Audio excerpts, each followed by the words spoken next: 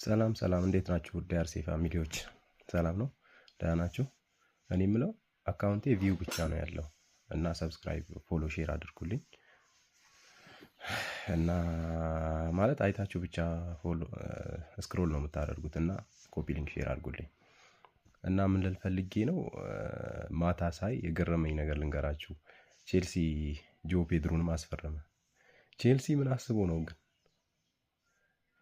አርሰናል አጥቂ ከፈለገ ጀምሮ ቼልሲ ይኸው ሶስተኛ ተጫዋች አስፈረመ። ለዛውም ምርጥ ተጫዋቾች ማቲያስ ጊንስ ከዶርትመንድ፣ ዴላፕን አስፈረመ። ይኸው ጆ ፔድሮን ደገመ። አሁንም ኧረ አቃጥለን፣ የአርሰናል ባለሀብት አቃጥለን እኮ። ምን ትላላችሁ? ሴስኮ ጊዮከሬስ ሴስኮ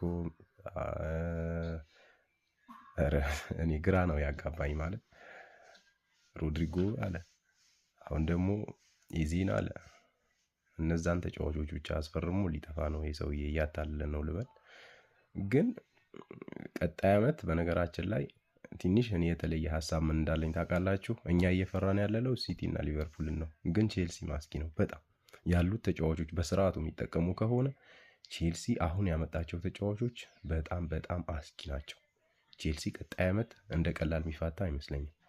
እንደኔ እንዳልነው ሊቨርፑል ተጠናክሯል። በጣም ወሳኝ ቦታ ላይ ነው ያስፈረመው፣ በሚያስፈልገው ቦታ። ሲቲም በተመሳሳይ በዛ ላይ ተጫዋች እንኳን ባያስፈርም ጋርዲዮላ ነው ሰውየው፣ ጋርዲዮላ ነው እናውቀዋለን። ግን ደግሞ አሁን ቼልሲ እየያዛቸው ያሉ ተጫዋቾች ግን አስባችኋቸዋል? በጣም የሚገራርሙ ጆ ፔድሮ፣ ጊንትስ ከዶርትመንድ አምጥተዋል። እነዚህ ሁሉ ተጫዋቾች ቼልሲ ምናልባት ተጫዋች ከዛ በፊት የምናውቀው ተጫዋች ቢያስፈርም ያው ብዙ ጊዜ ተጫዋቾቹ ውጤታማ ማለት ባመጣቸው ተጫዋቾች ልክ ውጤታማ ሲሆን አናየው። ቢሆንም ግን በጣም ያስፈራል። በነገራችን ላይ ቀጣይ ዓመት እኛ የአርሰናል ደጋፊዎች እንዳልነው ቀጣይ ዓመት አርሰናል እነዛን ተጫዋቾች ማለት የምንፈልጋቸው ተጫዋቾች ብናስፈርም ተፎካካሪ ክለብ ልንሆን እንችላለን። በጣም ጠንካራ ግን እንዳሰብነው ቀላል ላይሆን ይችላል ፕሪሚየር ሊጉ አሁንም ቢሆን።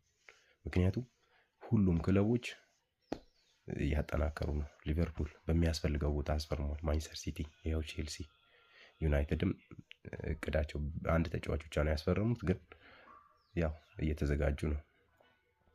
የኛው ጉድ ያው እንደምታዩት ነው። አንዴ ክሪስ፣ አንዴ ሲስኮ፣ አንዴ ክሪስ፣ አንዴ ሲስኮ። እነዚህ በጣም የሚያስጠላ አሰልቺ የሆነ እኔ ግራ ገብቶኛል። በጣም የሚገርመው ደግሞ ትንንሽ ተጫዋቾች ሲያስፈርም በአንድ ቀን በሁለት ቀን ይጨርሳል።